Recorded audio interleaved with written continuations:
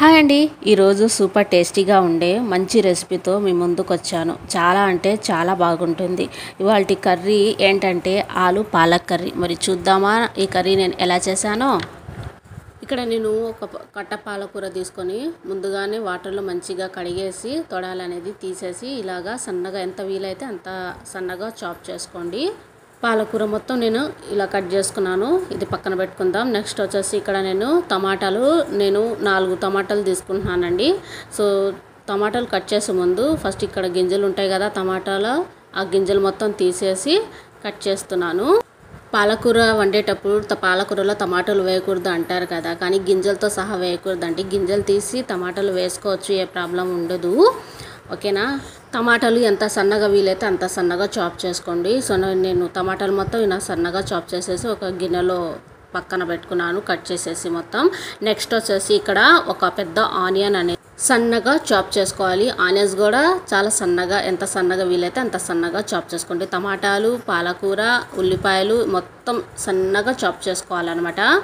So ఇలా మొత్తం నేను చాప్ చేసేసుకొని నాకు కావాల్సిన కర్రీకి కావాల్సిన ఇంగ్రీడియంట్స్ మొత్తం నేను ముందుగానే కట్ చేసేసుకొని పక్కన పెట్టుకున్నాను. నెక్స్ట్ వచ్చేసి పొయ్యి మీద కడాయి పెట్టేసి ఒక వెల్లుల్లిగడ్డ మొత్తం వలిచేసి పొట్టు తీసేసి ఇలా ఆయిల్లో వేసేసి మంచిగా గోల్డెన్ బ్రౌన్ వచ్చే వరకు వెల్లుల్లి మంచిగా ఫ్రై చేసుకోవాలి. వెల్లుల్లి పచ్చిగా ఉంటే స్మెల్ అనేది బాగోదు. గోల్డెన్ బ్రౌన్ వచ్చేంత వరకు ఫ్రై చేసుకుంటే స్మెల్ అయితే ఆసంగా ఉంటుంది, కర్రీ కూడా రుచి బాగుంటుంది. ముందుగా చాప్ చేసుకున్న పాలకూర వేసేసి పాలకూరలో నీళ్లు ఇంకిపోయేంత వరకు వేసేసి మంచిగా ఫ్రై అయిన తర్వాత పక్కన పెట్టుకున్నాను. ఇక్కడ వేరొక గిన్నె వేసేసి ఇందులో 2 టేబుల్ స్పూన్లు ఆయిల్ వేసేసి 2 చెక్క, అలాగే 3 లవంగాలు, 2 బిర్యానీ ఆకు, 1/2 టేబుల్ స్పూన్ వచ్చేసి జీలకర్ర, 2 పచ్చిమిర్చి ఇలా 4 ముక్కలుగా కట్ చేసేసి వేసుకున్న తర్వాత ముందుగా కట్ చేసుకున్నాం కదా ఉల్లిపాయలు, ఆ ఉల్లిపాయలు కొద్దిగా కరివేపాకు వేసేసి మొత్తం కొంచెం ఫ్రై అయిన తర్వాత 1 టేబుల్ స్పూన్ అల్లం వెల్లుల్లి పచ్చివాసన పోయేంత వరకు మంచిగా ఫ్రై చేసుకోవాలి. ఇలా ఫ్రై అయిన తర్వాత నేను ముందుగా ఒక పాలకూర కట్టకి నేను 2 ఆలు అనేది వేసుకుంటున్నానండి. పాలకూర కట్టలు చిన్నగా పెద్దగా ఉంటాయి కదా, అది చూసుకొని ఆలు అనేది కట్ చేసుకోండి.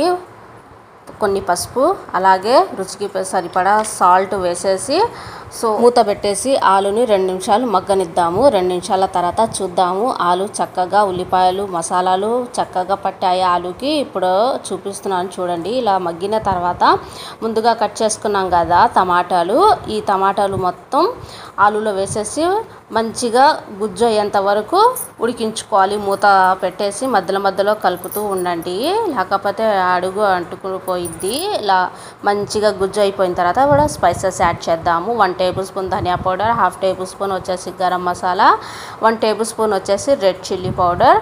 ఇలా వేసేసి ఒకసారి మిక్స్ చేసేసి 1 గ్లాస్ వాటర్ వేసేసి మసాలాలు వేసాం కదా ఆ పచ్చివాసన పోయేంత వరకు మూత పెట్టేసి మంచిగా ఉడికించుకోవాలన్నమాట. మూత తీసి ఒకసారి కలిపేద్దాము. కర్రీ మ్యాక్సిమం ఉడికిపోయిందండి. ఇప్పుడు ముందుగా మనం పాలకూర ఉడకబెట్టి పక్కన పెట్టుకున్నాం కదా, ఆ పాలకూర ఈ ఆలు కర్రీలో వేసేసి మిక్స్ చేసేసి 5 నిమిషాలు మీడియం ఫ్లేమ్లో ఉడకనిద్దాం. 5 నిమిషాల తర్వాత కొత్తిమీరతో గార్నిష్ చేసుకోవడమే అండి. అంతేనండి, ఆలు పాలక్ కర్రీ అనేది రెడీ అయిపోయింది. రైస్, రోటీ, చపాతీలోకి అద్భుతంగా ఉంటుందన్నమాట ఈ కర్రీ వచ్చేసి. మరి మీకు నచ్చిందా? నచ్చితే కనుక మీ ఫ్రెండ్స్ అండ్ ఫ్యామిలీకి ఈ వీడియో అనేది షేర్ చేసి ఎండ్ వరకు చూసి ఒక లైక్ ఇచ్చేళ్ళండి. ఉంటా మరి, బాయ్.